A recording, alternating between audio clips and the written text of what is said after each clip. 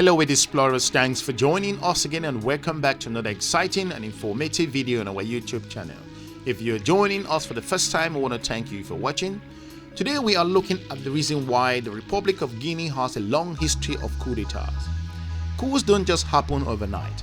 There might be a combination of things that put together to propel a coup in some of those African countries. In this episode, we will look at those particular sections and I will be able to analyze to you 5 reasons which led to the reason why Guinea found itself in the situation that it is today.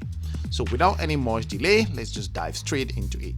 To give you some background with regards to the country of Guinea, Guinea is a developing country in the tropical southwest part of West Africa at the Atlantic Ocean.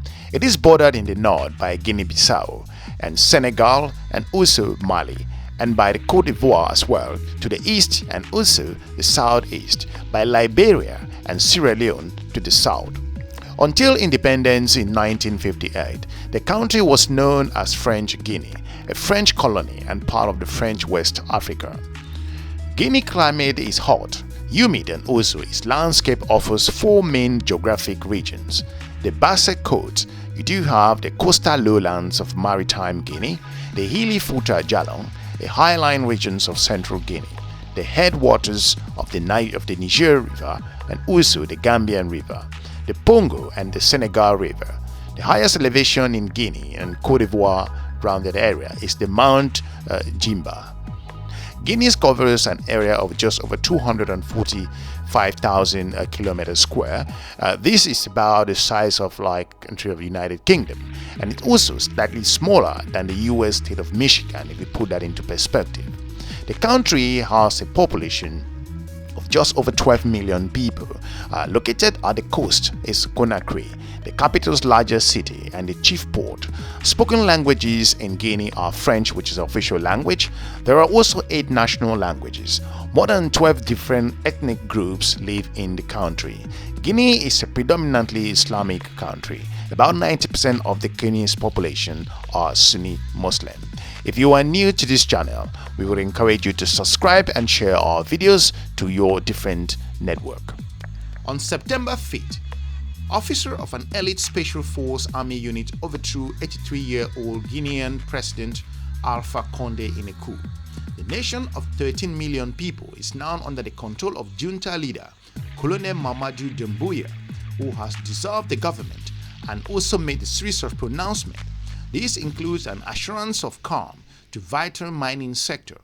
The coup was greeted by celebrations on the streets of Guinea at the time. It has also received the backing of opposition leader called Cellou Dalein Diallo, but there is also a lot of uncertainty as to what happens in Guinea next as we all are watching. In this episode, there are a number of things that could combine to propel this coup. Looking at that, Guineans were very frustrated with the Condé's presidency, but their frustration actually went beyond the expectation of the Guinean people and the people within the West African region. Condé became president in 2010 in what was widely regarded as Guinea's first democratic presidential election. The election was not itself without problems, including allegations of fraud, episodes of violence. A long-time political opposition party leader, Condé had spent decades exiled in France and had even served part of a prison term in Guinea, accused probably falsely at the time of trying to overthrow the government. When Condé was elected, infrastructure was poor, running water and electricity were scarce, roads were poorly maintained, and schools and hospitals were under-resourced. Employment opportunities were few, and those that paid a living wage were almost non-existent. Police and military forces repeatedly extracted bribes from the population rather than protecting it. Political dissidents met with violence. In looking at this, Condé has pledged to boost the economy and bring much needed improvement to the nation's infrastructure. But the results were mixed. Large-scale mining projects have failed to benefit most citizens. A dam intended to expand access to electricity has displaced thousands of people, and political dissidents has continued to be repressed. A common critique of the government is that little has been accomplished since independence.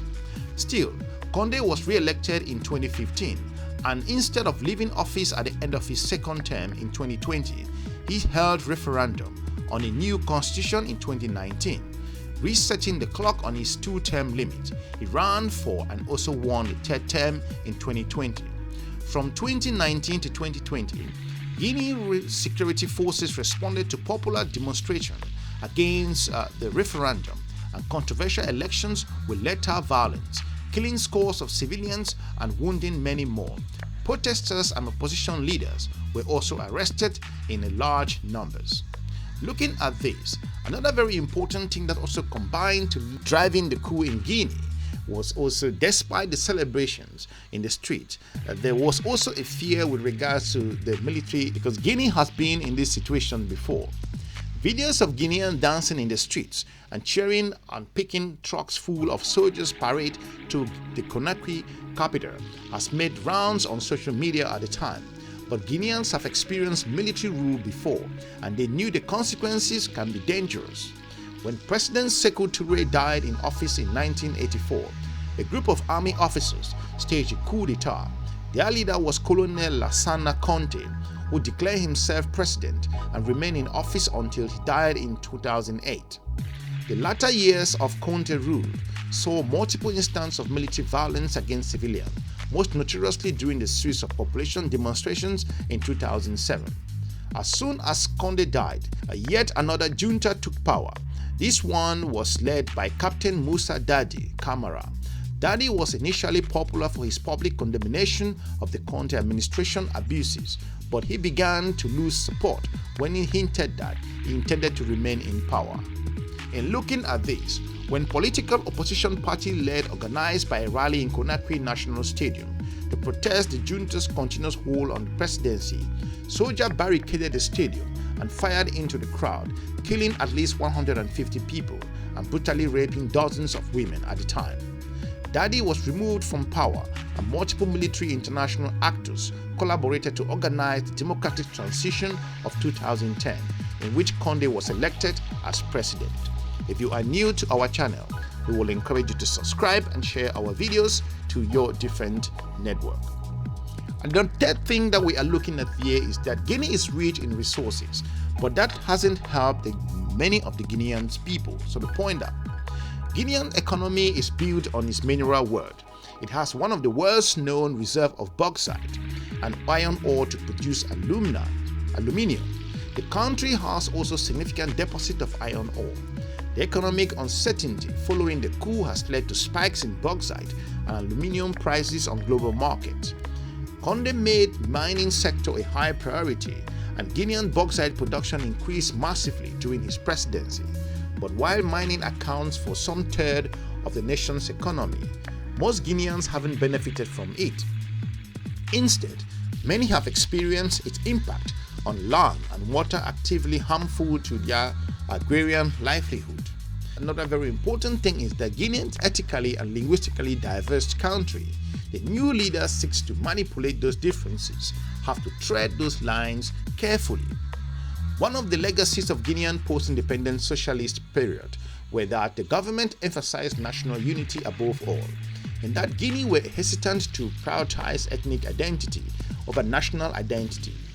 Guineans' ethnic groups are complex and includes the Peul people, also known as the Fube, the Malinke, also known as Maninka, the Susu, and the Forester people. Forestier is a collective term referring to members of many smaller ethnic groups in Guinea, also looking at those different regions. However, this shifted significantly in around 2010 presidential elections when Condé, who was from the Malinke group, was pitted against Cellou Dalein Diallo and Pelu.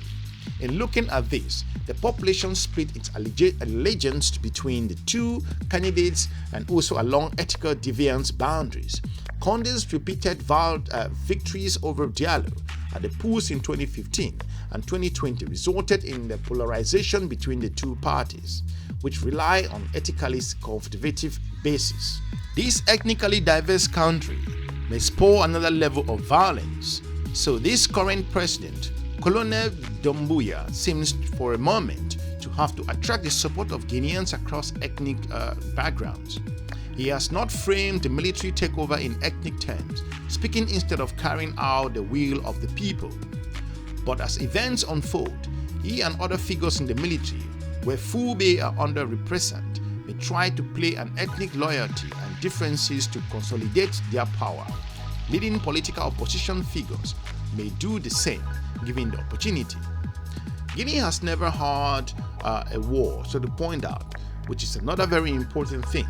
But the people have endured tumultuous times and many imminent ahead if things are not put in order.